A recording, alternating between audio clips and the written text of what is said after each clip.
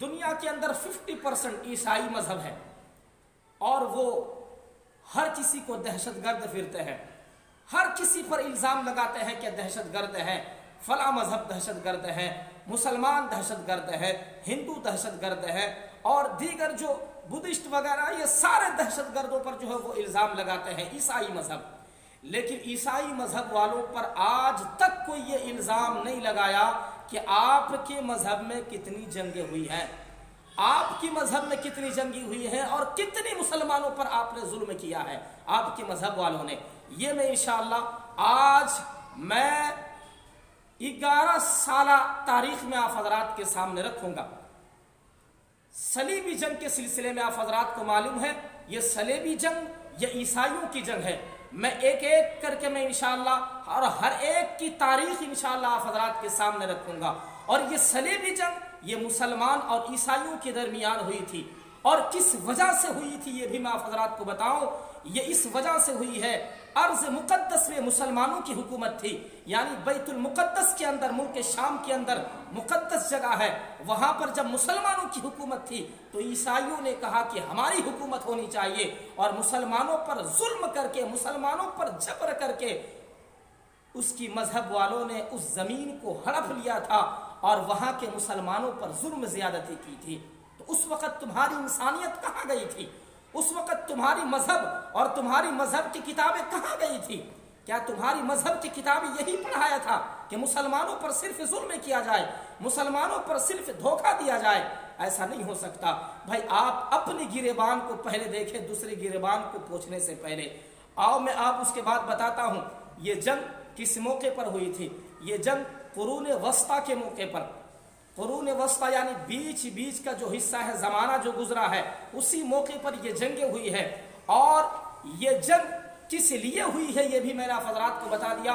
ارض مقدس کی وجہ سے، مسلمانوں کی حکومت کو ختم کرنے کی وجہ سے انہوں نے مسلمانوں پر ظلم کیا تھا اور مسلمانوں پر جبر کیا تھا۔ پہلے صلیبی جو جنگ ہوئی تھی وہ 1097 سے شروع ہوا تھا۔ 1097 سے لے کر 1145 میں یہ جنگ ختم ہوئی تھی۔ 1047 سے لے کر 1045 تک یہ جنگ ہوا تھا اور مسلمانوں پر ظلم جبر ہوا تھا، ارض مقدس کی وجہ سے، ملک شام کو اپنے قبضے کرنے کی وجہ سے۔ دوسری جنگ وہی جنگ صلیبی جس کو ہم کہتے ہیں 1187 سے شروع ہوا تھا، 1144 تک یہ جنگ اختتام ہوا تھا۔ تیسری جنگ وہی صلیبی جنگ 1190 سے لے کر 1192 تک یہ جنگ ہوئی تھی اور مسلمانوں پر زور و جرم ہوا تھا۔ چوتھی جنگ ہوئی تھی 1202 سے لے کر 1204 تک مسلمانوں پر ظلم ہوا تھا۔ پانچویں جنگ 1227 میں ہوا تھا، چھٹی جنگ 1227 پر ہوا تھا، اور ساتویں جنگ 1248 پر ہوا تھا، اور آٹھویں جنگ 1268 پر ہوا تھا۔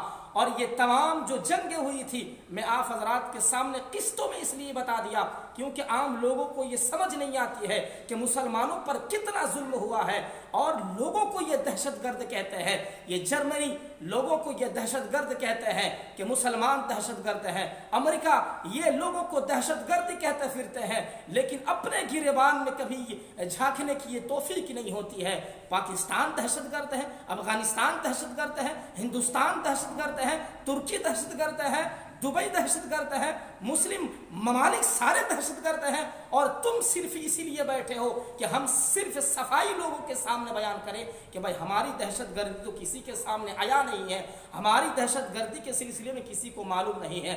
آج انشاءاللہ العزیز میں نے اس کے سلسلے میں، اور میں نے 1000 سال کی تاریخ میں آپ حضرات کے سامنے پیش کر دیا کہ بھائی عیسائیوں نے مسلمانوں پر کتنا ظلم کیا ہے، عیسائیوں نے مسلمانوں پر کتنا جبر کیا ہے۔ اور یہ جنگیں آپ کتابوں کے اندر دیکھ سکتے ہیں، مارکیٹ کے اندر کتابیں آئی ہوئی ہے۔